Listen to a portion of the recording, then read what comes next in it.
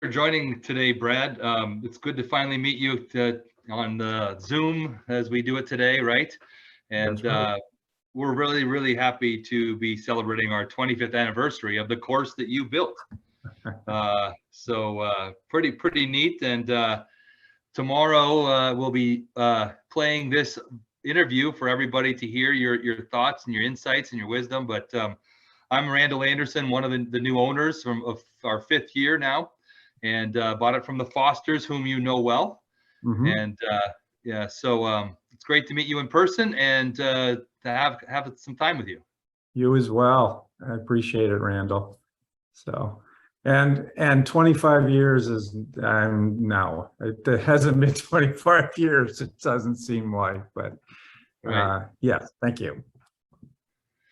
Yeah. So I guess just a couple of questions. How did you and the Richard and Ron get together, and how did they find you? And tell me about that process.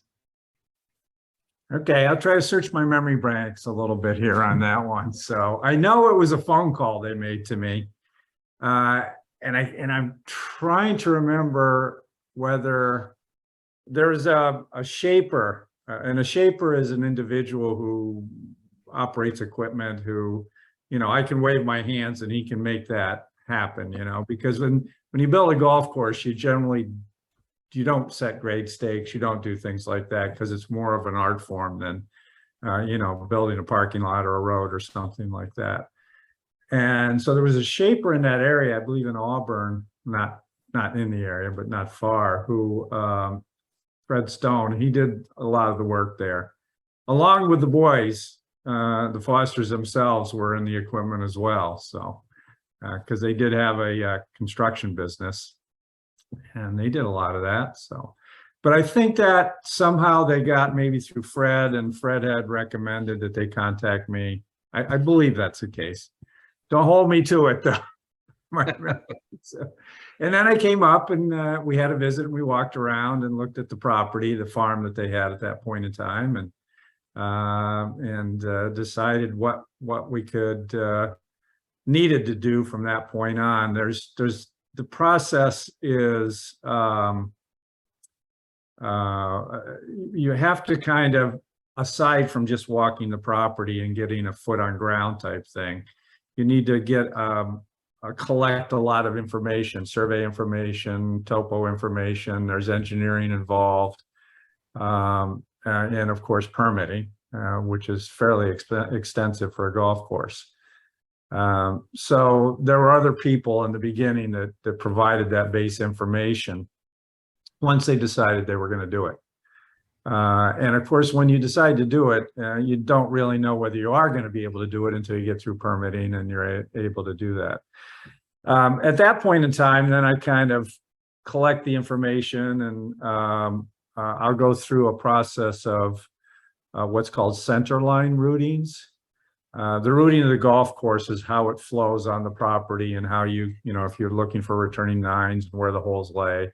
And centerline routing is basically me reviewing the site information and the base map and just working with the stick frames or the skeleton of the golf course. And I go through a number of iterations to try to figure out how you can get a routing that seems reasonable on the property. The challenge there was it was a small property relative to a lot of golf courses of that time when they were built. So it required a lot of ingenuity, let's say, to try to find a routing that seemed to work, and I think we did. So and then there's a whole bunch of other detail information that I start to do, but at the same time, then the project is permitted and we're working with civil engineers. And land use consultants, I believe, did the work at that time, which I don't know if they still exist. I think they were bought. And went through permitting, and once you're permitted, you hope you have enough funding to build it. Fortunately, these guys were extremely resourceful. And again, they did have a lot of their own equipment, which helped immensely, so they were able to, I think, do it in a reasonable amount of funding to get to that end. So that's kind of a short of how you got to the golf course there. It was kind of an interesting, L-shaped piece of property there, which, has its challenges when you have something that's a right angle, or, a 90-degree angle almost, not necessarily right. It went left at the bottom of the property, but it was an interesting challenge to do that. So. Right. Well, you did a great job utilizing the land and the creek that runs through the bottom of the hill, and yeah, so it's a lot of us enjoy all the nuance that you put into it, for sure. Oh, thank you. Thank you. It's an interesting process to do it, because once you start construction, you're walking around and you're flagging the extensive clearing, because other than the fields at the top, it was a wooded site. I recall a cold winter day. I don't know if it was January or February. I was walking around there, and I happened to be walking behind a tree throw, a tree that had large pine that had blown over. And, the whole root system was exposed. And I didn't even think about it because it was frozen and it was snow. And I walked behind that root system and went through ice into about 3 feet of freezing water. So it was rather an unpleasant but memorable moment at the time.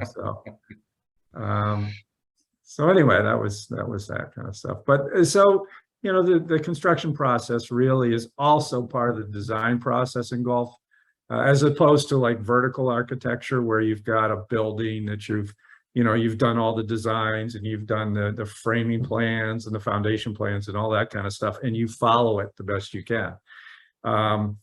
When you do golf course architecture involves getting, as much of a routing plan as you can get together, along with grading and drainage and that type of thing, in the context of that full route plan.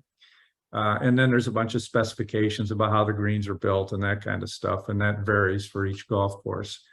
But why I say it's a continuation for construction is there is a lot of decisions made about how the features are formed, how the holes are routed, and there's a lot of minor and major changes that happen during construction. So the golf course architect, excuse me, is involved intensely in that period as much. Otherwise, I don't believe you get a good design, because you certainly can't know that much about a property, large properties that golf courses require. And you discover things through the construction process that may be something of interest or challenges. So, and every project has that situation. So that's why I'm saying that our golf course architecture is active. The whole design process is active right to the very finish. And that's a great lead in, as I have a question. So from the Meadows, at the Meadows, did any of your early design ideas or plans change? Do you remember anything specifically that you initially had in the plans, and once you got into it, you're like, I think we should modify or change something here? Not so much there. It was more little things, like we were dealing with soil conditions or the digging of the pond or something like that. When you have a tight site like that, you really don't have the opportunity to kind of say, I need to shift this hole, 30 yards that way. You just don't. So it was really important to get it as close to right as you can in the beginning. So the challenges were more in creating the appropriate shapes that fit the site. And, running into, if you're running to rock when you didn't expect to hit rock, that kind of stuff. Right. Is more of those challenges. So I think it was more of structural challenges than there were about, the flow of the course itself there. So, which is great. Right. Was this your first course that you did? No. Full on? No, I had actually designed a couple courses before that, and I did golf course design I've retired, just to let you know. So, but I did it for over 30 years. So there were some things that, but some of those were still in permitting or in funding. So these guys had the ability to kick right off the moment they got permitted. So I think it was the first one that got completed in construction, but not the first one that I had designed. And I had done some renovation work on other things before then. So, so the sequence was completed, probably is the better term. Well, there's a bragging right somewhere there for the Meadows. There you go. There you go. So. And you, what are you most proud of on the outcome, short of it being a small property and actually being able to fit 18 holes of golf? I'm What are you very most proud of the Meadows? I'm very proud of that fact, actually, because that's very challenging to do, extremely challenging. And I think what I'm really proud of, because of the shape of the course, was able to make the flow of the holes work so that you had returning nines, because that's, there's kind of a bottleneck just because of the shape there. And that, I think, I agonized over that for the longest time and how to get back up. So I was very happy that I felt like we found a solution, that made it work. So I think that's probably, I feel really good about that aspect of it. So, and that the fact that it's probably the closest course that I've designed that was built to the design initially, so got lucky sometimes, I guess. So. And you use the rock walls in a very helpful way, it seems, not just from the aesthetics of the perimeter, but even the interior borders. Yeah, exactly. Well, rock walls are, if you want a main golf course, you better have some rock walls. Let's put it that way. Yeah, well, there are perimeter definitions, and then of course, when they originally in fields, they were dividing their field areas by the walls, or some of them could be old property lines, whatever you have. So, I'm a pretty strong believer in that when you design and build a golf course, it's not entirely about your corridor of work, particularly in a forested site, but it's how everything from the outside works into that built area, because it won't feel natural if what you make in that corridor doesn't relate to both the ground and the features that are outside of that corridor. And that's part of the experience that the golfers kind of intuitively know. They probably can't say it or they can't verbalize it when they get done. But if it feels like it belongs there, then it feels right for the most part. So, using the features on the site is a big deal. So, right. And it's something that I really prided myself in doing. Yeah, well, you definitely utilize the natural features in a great way. Richard and Ron will be seeing this video. What would you want to say directly to them on this 25th anniversary? And you don't have to share any stories that aren't appropriate. Yeah, well, they'll probably correct me in our origin story, but that's okay too. So I'd like to say hi to the guys. I wonder how they're doing. I happened to run into Ron, I believe it was, one day at a diner down in Wells, Maine, which is great. I love those guys. They were good guys, and I hope they're doing well at whatever they're doing or wherever they might be. So, and now they have a legacy here of something pretty special, which is pretty cool, so yeah. I just wish them my best and thank them too. Well, that's fantastic. And what are you up to? You said you're retired now. So what fills the days of Bradley Booth? Oh gosh. Oh boy. Yeah. Well, I'm retired. I don't take on any new clients right now. And I have few old ones who I love and care for, and will consult on a number of things. Well, right now I'm on an island in Boothbay Harbor, and my wife's family has a couple of cottages out here, and we spend most of the season out here. We're going to close up shortly, and so we do that. But I live in Lincolnville, Maine now. Before I was living down in the southern part of the state. And Lincolnville's in the Camden area, just north of Camden, next town up. It seems like we're busy all the time. I seem to be right now. I'm on a couple of task force for the island that we have to do, but when I retired, my son's a real architect. Let's put it that way in New York City, and when I retired, the two of us did a project. I built a house that is now sold. It was just a build, which was a fun experience with him, and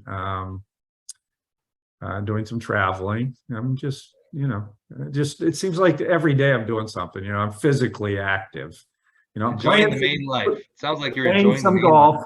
playing some golf, which is when I can. I'm hoping the cat doesn't get in frame here. So it's a cold, windy. Yeah, it's a cold, windy day here today. It's quite choppy out on the water, so I'm not doing that. So, well, the members that we have had over the years and currently have, myself on behalf of the new owners, Richard and Ron and their families, and everybody who enjoys that lovely piece of property, we want to say thank you for all that you helped do to create that experience for all of us. We're very pleased that you were able to put your thumbprint on it and are doing well, and we wish you well going forward. You're welcome at any time to come by the Meadows. No, I have the superintendent. I'm trying to think of what's his name. Paul Richmond. Yes. Richmond. He's a nice guy. He called me one day and we had a lovely conversation. I said, anytime you want to call, please. And if I get to that area, I am coming by, definitely. So that's very lovely. So, and if you can, like I said, you can always look at the website if you need to dig up any other bad stuff about me, but hey, congratulations. I mean, it's kind of amazing and shocking to me that it's been this long, but that's all good. And you guys seem to be doing very well there, which is very lovely. So yeah, we'd love to. I check in on the website every once in a while, whatever social media stuff is, just out of curiosity. So we always would welcome that too. So great. All righty. Well, thank you very much. Stay safe and healthy, and we appreciate all your time. And again, thank you, and we'll talk again soon, Bradley. Sounds great. You too as well. Bye-bye. Okay, take care.